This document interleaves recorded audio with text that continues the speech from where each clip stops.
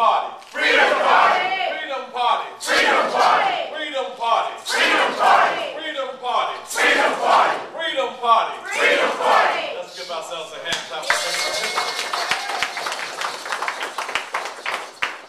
First, let me say to all that are gathered here today that in addition to us reacting to the racism and the structure of the Democratic Party, we are asserting our right to self-determination. We are asserting our right to continue the history of that great woman, Fannie Lou Hamer, who was beaten into a pulp trying to get some parity and inclusion for black people in the Democratic Party. So to the soul and the spirit of Fannie Lou Hamer, let's give her a big hand.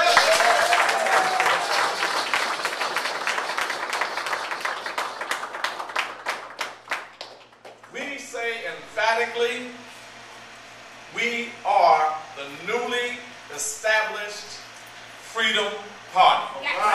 That's what we are. Tactically, we're going to get 15,000 signatures get on the ballot. Tactically, we're going to get 50,000 votes, and we'll be a recognized state party on the ballot. But that's not going to be what makes us a party. We are a party today, right now, as we stand here this afternoon. The Democratic Party has taken us for granted. The Republican Party has ignored us. The white left progressive parties have used us.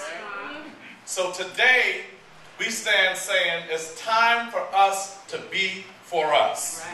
It's time for us to be a self-determining people. I don't know how they could fathom in the 21st century to meet in Rye, New York, establish a slate where the governor, white man, Robert Duffy, a former Republican, anti-union, wants mayoral control over schools, knows nothing about education, a former police chief in Rochester, God help the black people, Robert Duffy, a very white man. The 2 U.S. senators, Gillibrand, Schumer, white. DiNapoli, the state comptroller, white. The 5 attorney general candidates, white. The mayor of New York, very white. The speaker of the city council, white. The public advocate, white. My jaws are getting tired saying white. So don't call us racist when we point out racism. This was supposed to be the post-racial society. Well, somebody should have told that to the New York State Democratic Party. All right. People think because we elected Barack Obama, President of the United States of America, that everything else can be white because we got a black president. Well, we're saying that a black president doesn't end racism. A black president doesn't assure that the 50% unemployment of black men in New York State will no longer happen. Having a black president doesn't mean that we will not have foreclosures in our community, that we will not be able to keep our daycare centers are closing, senior centers are closing. How does a state that has a $134 billion budget, a city with a $63 billion budget, close daycare centers, shuts down senior citizen centers, builds parks to play ball in, builds Yankee Stadium, builds Mets a stadium, build a Nets arena, and shut down daycare and shut down senior citizens, giving tax breaks to the rich. They don't want to tax the rich. Giving tax breaks to the rich and taking Metro cards from our youth. Giving tax breaks to the rich and charging the homeless rent. What are you going to do when they don't pay? Evict them? And they'll be homeless twice? This makes absolutely no sense. This party is going to be a champion for the people. That's right. This party is going to say to this state, no longer will you be able to take us for granted. And Andrew Cuomo, whose father, Mario Cuomo, was the king of the prison industrial complex in this state. Mario, after blacks, like they're telling us now, support Mario. He's for blacks. Right. Got in there, and some of the state legislators couldn't even get a phone call back from him.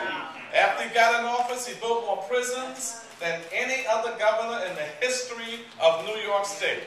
Andrew Cuomo, when he was with Help Homes Inc., Help Homes Inc., a profit-making group that prays, P-R-E-Y, not A-Y, prays on our communities to build affordable housing. We had to march and demonstrate with Andre Mitchell to make sure that Help Homes Inc. gave a couple of $100 for youth programs in the Genesis homes that Andrew Cuomo and his family built. When he was in HUD, some people say that his incompetency there led to some of the housing crises we've had. So what's this coronation of Andrew Cuomo? Why would black leadership in this state coronate him when he has done nothing for us? And Robert Duffy, who is he? Where did he come from? Nobody knows no Robert Duffy.